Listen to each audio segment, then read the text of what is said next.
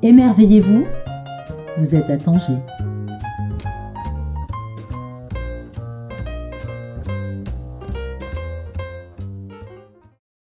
Bonjour à toutes et à tous, j'ai le plaisir et l'honneur d'inviter ce jour Ahmed Farid Mrini à la librairie Les Insolites pour nous parler de Fatima Mernissi autour de son livre Fatima Mernissi, le fil invisible du féminisme.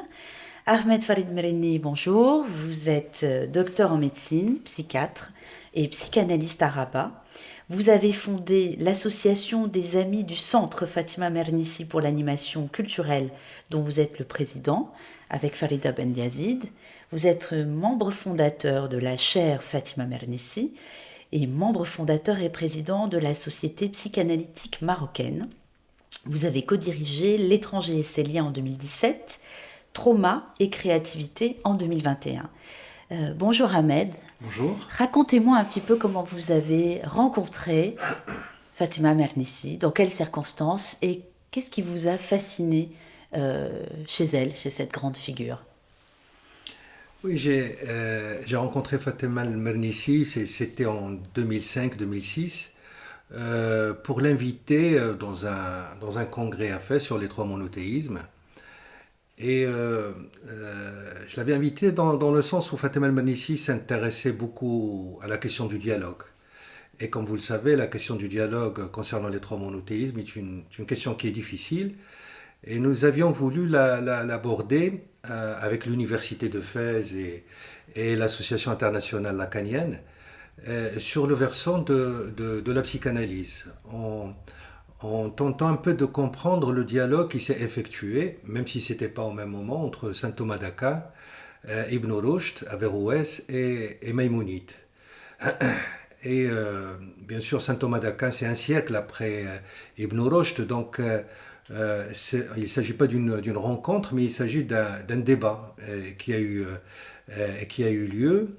Et intéressant comment l'avéroïsme avait pénétré la culture occidentale et comment cette philosophie et cette pensée d'Averroès avaient fait le sujet d'un débat important entre saint Thomas d'Aquin, Maïmonide et Ibn Rushd. Donc c'était autour de ces questions que j'ai invité Fatima Mernissi, comme je l'ai dit, sachant qu'elle s'intéressait beaucoup à cette question du dialogue. Et sa réponse fut à l'époque, enfin elle ne pouvait pas venir, elle avait un agenda assez chargé. Mais ce thème l'intéressait beaucoup. Et en revenant de Fès, parce que ça a eu lieu à Fès, elle a voulu qu'on discute un peu sur le colloque, de ce qui s'est passé et de comment elle était très curieuse de voir comment les psychanalystes pouvaient parler de la question du lien et du dialogue. Et donc une discussion a eu lieu et elle s'est montrée très intéressée. D'ailleurs, ce congrès a comporté, il a eu du succès parce qu'il y a eu quand même des débats très intéressants. On a répété un peu cette expérience l'année d'après et Fatima Mernissi avait assisté. Elle avait assisté d'ailleurs en présentant un sujet sur la question du tissage. Déjà, on avait commencé à travailler sur cette question, c'était en 2007, où il y a eu ce deuxième congrès. Et donc, quand je l'avais rencontrée, elle était très intéressée par ce congrès, par ce qui s'est passé. Et puis, elle s'est montrée curieuse par rapport à la psychanalyse. Et Fatima Mernissi s'intéressait beaucoup à cette dimension de la psychanalyse. Et même son premier livre avait comme titre La femme dans l'inconscient musulman. Donc, déjà, la question de l'inconscient était très présente chez elle. Et donc, c'est à partir de là qu'on a commencé à travailler ensemble. Moi, j'avais cette idée sur Fatima Mernissi des années 80, la femme militante, etc. Enfin, je m'attendais à rencontrer une femme très, très révoltée, très rebelle, etc. Pas tellement. Bien sûr, il y a elle est rebelle parce qu'elle n'accepte pas les hudouds. Mais sur un ton très apaisé. Elle n'était pas apaisée elle n'était pas plutôt révoltée dans la forme. hein, mais On dans va l'écriture. préciser les houdoud parce qu'on a des personnes qui nous écoutent, pas seulement du Maroc. Qu'est-ce que c'est que les houdoud? Mais les hudud, ce sont les frontières. Mais dans la pensée de Fatima al-Marnissi, ça peut être aussi les obstacles, hein, les barrages, des choses qui empêchent d'avancer, qui empêchent d'aller loin. Et dans l'esprit de Fatima al-Marnissi, la grande question, c'est de comment franchir ces hudud. Hein, c'était ça l'essentiel de sa pensée. Alors elle était sociologue, on est bien d'accord. En effet, elle s'est toujours intéressée à la psychanalyse. Elle a écrit Rêve de femme, qui est un peu son récit, une sorte de récit entre l'autobiographie et aussi peut-être l'occasion de parler de sujets des femmes, c'est-à-dire comment les femmes ont grandi dans les harems, dans un fès des années, on est dans les années 50, hein, dans Rêve de femme. Donc déjà, Rêve de femme, on fait aussi appel au mot rêve, c'est-à-dire à une certaine partie de l'inconscient. À quel moment vous avez pensé à travailler ensemble? Elle était davantage sur le terrain, mais elle a fini aussi par vous faire sortir de votre cabinet de psychanalyse et vous faire rencontrer donc les femmes qui sont le sujet de votre livre, Le fil invisible du féminisme, ces femmes qui sont des tisserandes ou des tisseuses ou des brodeuses qu'on appelle des terrassas, c'est ça, je le prononce bien, qui pourrait presque faire italien comme nom, un terrazza, on a envie de le dire ainsi. À quel moment elle s'est dit, Farid, viens avec moi, on va rencontrer ces femmes et tu vas voir dans quelles circonstances ces femmes sont en train de tisser quelque chose qui ressemble à du féminisme. Oui, ça s'est passé dès notre première rencontre parce que on a pas mal parlé des trois monothéismes et puis en la quittant, elle m'a dit est-ce que votre mère était brodeuse? Et cette question étonnante, enfin elle m'a étonné et surpris. Et donc je lui ai dit, bah oui, ma mère était effectivement une brodeuse comme toutes les femmes au Maroc à cette époque. Elle m'a dit, moi aussi, ma mère était brodeuse. Et il y a beaucoup de choses à dire à mon sens dans cette histoire. Et si on pouvait se revoir pour en discuter, mais pour moi, la broderie est une écriture. Donc automatiquement la question qui se pose, que doit-on déchiffrer dans cette broderie? Pour chacun, la broderie est quelque chose d'esthétique, quelque chose entre guillemets propre à la femme. Mais il y a ce moment où la femme elle brode, elle est ailleurs. Alors dans cet ailleurs, est-ce qu'il s'inscrit dans sa broderie? Qu'est-ce qu'il en est de cette écriture? Je me souviens, pas de ma mère, parce que j'étais très petit quand elle commençait à broder, mais ma tante qui est plus jeune et qui est devenue brodeuse professionnelle, et qui, elle, est passée à la machine Singer à l'époque, hein, qui était très, très connue. Donc il y avait cette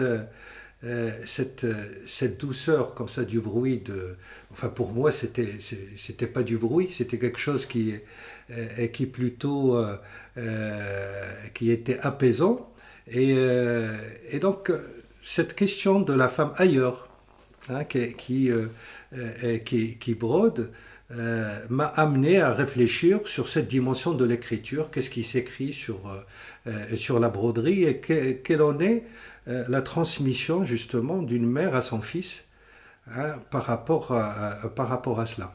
Hein, et c'est une question qui m'a intéressé parce que, après tout, le monde des femmes, c'est le monde de la tradition orale. Et la tradition orale au Maroc est très forte.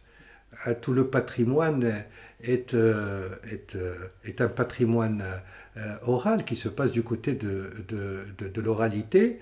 Et c'est vrai que je commençais à réfléchir, comme Fatima al-Marnissi me sensibilisait à cette question, mais pourquoi le patrimoine marocain est-il séparé du savoir, c'est-à-dire du savoir académique? Pourquoi il ne pénètre pas la dimension du savoir et qu'il reste comme un objet hors savoir, qu'on répète, on a l'impression que nous le répétons et à quoi nous ne donnons pas beaucoup d'importance. Et c'est comme ça que ce travail a commencé par rapport à cette transmission, à ce monde de la tradition orale, à ces choses-là. Et peut-être une question personnelle. Mes revenus, parce que ma mère me disait toujours, c'est à cause de toi que je n'ai pas été à l'école. Donc j'ai vécu un peu dans cette... Mais elle le disait bien sûr en plaisantant. Mais enfant, je prenais ça au sérieux. Et ça voulait dire quoi? Bon, elle était entrée à l'école. Et à l'époque, on entrait à l'école primaire comme pour les enfants. Elle avait un certain âge et elle était enceinte de moi. Et donc, plus elle était enceinte, moins elle pouvait se mettre sur les chaises comme ça des enfants de l'école primaire. Elle abandonnait. Alors, il y a quelque chose un fil qui est comme ça, qui est du côté du savoir. Elle était toujours intéressée par le savoir. Et peut-être ce sont des questions profondes, c'est des questions qui concernent chacun. Et cette question de la tradition et de l'oralité et du patrimoine m'a beaucoup intéressé, non pas dans le sens de ce qu'il représente, mais dans le sens de ce qui s'écrit. Alors justement, dans l'écriture, il y a plusieurs manières d'écrire. On peut évidemment écrire avec des mots, comme vous l'avez fait dans votre livre, comme l'a fait quasiment toute sa vie Fatima Mernissi. Il y a aussi une écriture qui est plus celle proche du trait ou plus proche du dessin. Dans votre livre, vous mentionnez des femmes artistes. On en parle souvent, l'art dans le monde entier est plutôt encore un domaine où ce sont les hommes qui font figure de référence. Les femmes artistes souvent ont soit laissé la place dans les couples, dans les grands couples. C'est souvent l'homme d'abord qui est très connu et on découvre sur le tard que les compagnes ou les femmes faisaient aussi la même pratique mais étaient davantage invisibilisées. Vous parlez de deux femmes, Regragia et Shabia, c'est ça, qui ont, sur le tard, dans leur parcours personnel, tout en étant autodidactes, décidé de devenir peintre, artiste peintre. En quoi on pourrait relier ces femmes aux brodeuses, aux femmes qui font des tapis, à ces fameuses trois autres femmes dont vous parlez, la grand-mère Hija, sa fille et sa petite-fille, qui perpétuent l'art du tissage. En quoi sensiblement, elles pourraient dire ou faire les mêmes choses, tout en l'ignorant les unes des autres. Oui, c'est une question importante parce que ça permet aussi, et c'est ça l'objet de mon livre, c'est-à-dire en ayant travaillé avec Fatima El-Mernissi pendant une dizaine d'années, quand elle est décédée en 2015, il était question un peu de revenir sur cette rencontre et y voir plus clair comment d'une part un deuil peut se faire, parce que je la voyais quand même presque tous les jours. Et quand j'allais chez Fatima El-Mernissi, c'était toujours autour d'un thé et autour de choses très traditionnelles, par exemple le sponge, les beignets. Qu'on ne comprenait plus au Maroc, on est plutôt passé à la pâtisserie, alors que Fatima El-Mernissi est resté dans quelque chose de très traditionnel qui me renvoyait aux années 60-70, et en même temps, cette femme très moderne, extrêmement moderne, et puis chez elle, il y avait vraiment... on ne pouvait pas distinguer ce qui était marocain de ce qui était étranger, de ce qui était... Il y avait un mélange, il y avait, par exemple, par terre, il y avait énormément de tapis, des tapis figuratifs et des tapis abstraits. Et on se demande très vite, mais on est un peu dérangé quand on rentre chez elle, comment sur le mur aussi coller des choses figuratives et puis des choses qui appartiennent à des peintres tout à fait abstraits, tout à fait... on passait de Greguia à Shaibia qui sont dans le figuratif, des peintres très abstraits, etc. Donc déjà chez elle, on distingue pas trop les hudud et tout ça. Et donc il était question pour moi de faire sensibiliser aussi et de relater cette expérience pour un peu essayer de montrer ce que cette rencontre pour moi c'est signifié et ce qu'il en était de ma Fatima à moi, parce que chacun a sa Fatima. Fatima elle a plusieurs figures et vous allez voir que chacun va en parler à sa manière, etc. Donc c'est pas, mais il était question, il y avait une question importante de souligner l'apport de Fatima al-Mernissi sur le plan intellectuel, non seulement sur le plan du féminisme, mais de manière globale, elle avait une vision sur la société. Et, euh, et pour un peu essayer de développer cette question, je me suis appuyé sur des termes qu'elle utilisait assez fréquemment, mais que pour moi étaient des mots-concepts, tels que les houdoud dont j'ai parlé tout à l'heure, les houdoud qui veulent dire frontières, mais aussi le harem, hein, parce qu'elle a beaucoup travaillé sur la question du harem. Elle avait même écrit un livre qui s'appelle Le harem occidental.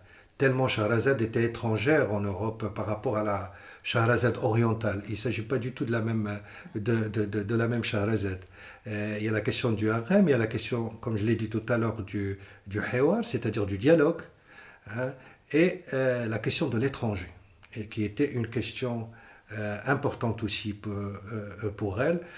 Non seulement la rencontre avec l'étranger, mais d'une certaine manière comment s'étranger soi-même. Parce que dans une société, quand on n'est que dans le familier, quand on n'est que dans l'entre-nous, on sait bien comment les choses se terminent, hein. Et l'étranger, en même temps, on peut le détester, mais en même temps, il est le bienvenu. D'ailleurs, en arabe, l'étranger se dit barrani, et barra, ça veut dire dehors, c'est-à-dire celui qui vient du dehors, mais le mot barrani veut dire aussi celui qui m'a guéri. Donc l'étranger, c'est également celui qui nous guérit de l'entre-nous, hein, de quelque chose de cette je dirais pas maladie, mais c'est de cette tendance humaine à vouloir être dans l'entre-nous et ne pas être dérangé par la question de l'étranger. D'autres mots concepts sont importants pour elle, comme le mouvement par exemple, le haraka. C'était important de ne pas stagner, de ne pas répéter tout le temps la même chose, de sortir du discours ambiant et de se réinventer. C'était quelque chose d'important pour elle. Et elle a fini sa vie par quand même écrire et beaucoup parler de la question de l'amour, qui est une question fondamentale pour elle, et comment justement essayer de voir comment on peut traiter ces questions. Donc pénétrer un peu la pensée de Fatima al-Mernissi, j'ai tenté de le faire à travers ces mots-concepts, hein, et essayer de les développer et essayer surtout de mettre du lien entre ces différents, comment mettre du lien entre franchir les houdoud, entre sortir du harem, entre comment une femme peut dialoguer avec un homme, l'idée de l'étranger, et l'idée surtout de s'étranger, c'est-à-dire et c'est là où je reviens à Shaibia et Ergregia, s'étranger pour elles, elles étaient différentes de leur milieu. Leur tendance à vouloir absolument peindre les dépassait, malgré les grandes difficultés qu'elles ont eues, ici de milieux très traditionnels, très pauvres et très ancrés dans la tradition marocaine, comment ces jeunes femmes pouvaient sortir de cette tradition et peindre et présenter leur peinture. Donc c'est un parcours qui était très intéressant et qui a intéressé Fatima al-Mernissi du moment où, par exemple pour Shaibia, elle avait parlé de Shaibia à un moment où Shaibia a eu un entretien à la télévision, et Fatima al-Mernissi avait dit mais pourquoi on parle d'elle de cette manière, comme si c'était quelque chose qui était mineur, une femme gentille, etc., d'un milieu populaire et qui a commencé à peindre. Bon, c'était presque quelque chose présenté par le journaliste comme quelque chose de dérisoire, alors que pour Fatima al-Mernissi, c'était quelque chose de fondamental. Une femme qui sort de son milieu et qui fait tout pour peindre. Elle était dépassée par son désir de peindre, c'est-à-dire son désir d'exprimer quelque chose, etc. Et c'est cette question de comment la singularité peut-elle vivre avec le groupe, avec ses liens, comment justement on peut s'étranger, mais en même temps être dans le groupe. Et je pense que c'est ça un peu sa vision du tissage au Maroc. C'était ça son questionnement. On termine sur ces très jolis mots. Merci beaucoup. On redit très vite le titre du livre, Fatima Mernissi, Le fil invisible du féminisme aux éditions Barça. Merci beaucoup. Merci beaucoup. Ahmed Farid Marini.